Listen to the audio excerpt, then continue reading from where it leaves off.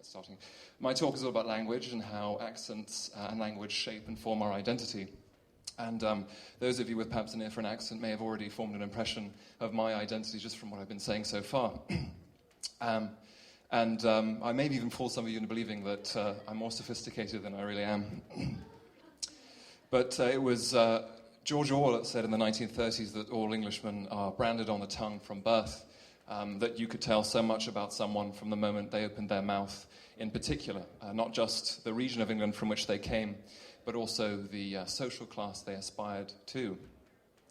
My parents both come from working class backgrounds at opposite ends of England. My father from the suburbs in civil service of London, and my mother from a northern mining town.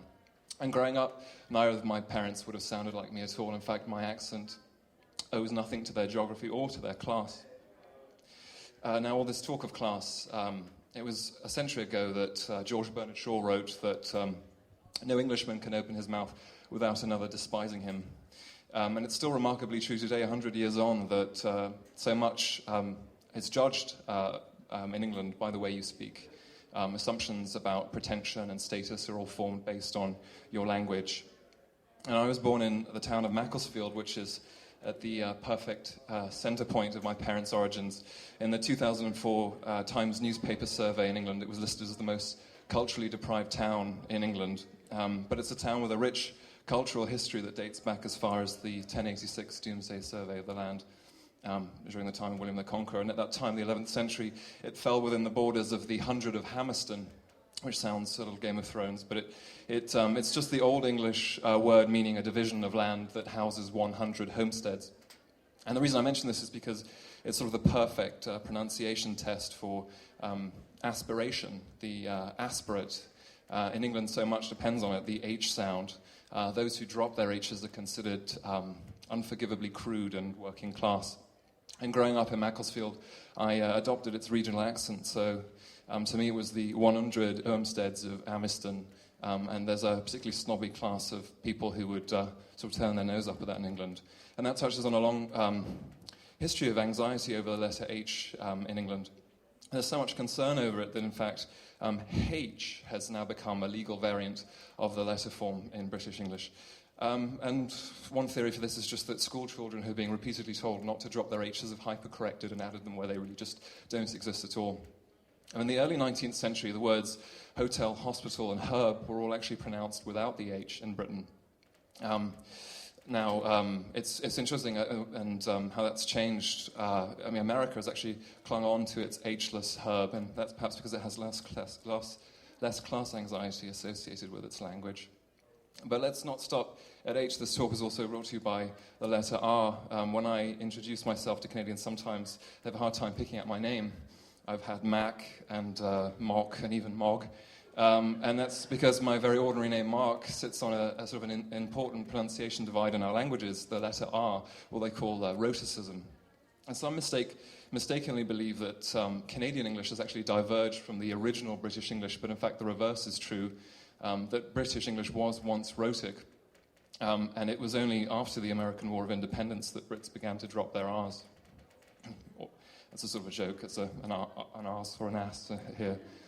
And one of the main reasons for this is because during that time, the 19th century, the upper classes were reacting against the new rich, who brought with them a great deal of, they were powering the Industrial Revolution, they brought a great deal of social, they brought a lot of wealth with them, but particularly not social honor. So the upper class began to codify their language in order to separate themselves, distinguish themselves. Now, Canadians have held on to their R's, but they haven't adopted the British phenomenon of the U and the non-U, the non-upper-class words on the left and the upper-class variants of them on the right.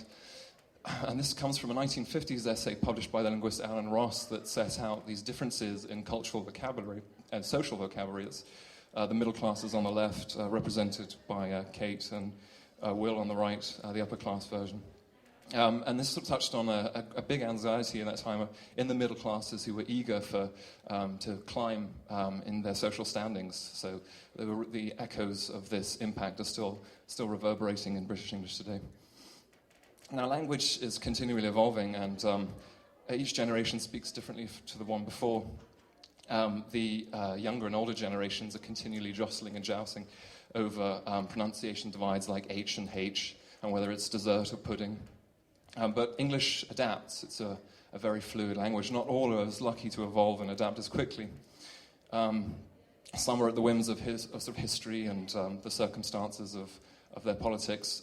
My family left England when I was 8 years old, and we moved to Luxembourg, a country 1/3 the size of the GTA that's nestled here between France, Germany, and Belgium. Well, it's still nestled there.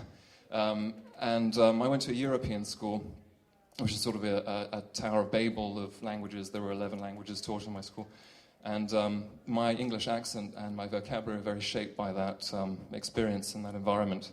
And some English people actually argue that I don't really have an accent. I speak a sort of an international English, but that's really not true. Everybody has an accent, except perhaps the mute. There are 7,000 languages in the world today, and some say there may only be 1,000 by the end of this century. Some languages, I spoke Luxembourgish growing up. Luxembourg is very proud and protective of its language. I spoke it with my village friends. I lived in a village, and sorry, I lost my place. I wanted to say here that Luxembourgish is now on the endangered UNESCO language list. And when a language dies, it's incredibly sad. It's like the death of a species. Wir willen blijven wat we zijn in Luxembourgish means we wish to remain who we are. And I think language is incredibly important. And I just wanted to end on a quote from Clemenceau, who said that he was a patriot but not a nationalist. And people asked him to, the French Prime Minister, to clarify. And he said, I think a patriot loves this country, but a nationalist hates others. I feel like we should all be very patriotic of our own language, but respectful of the identities and influence of others. Thank you.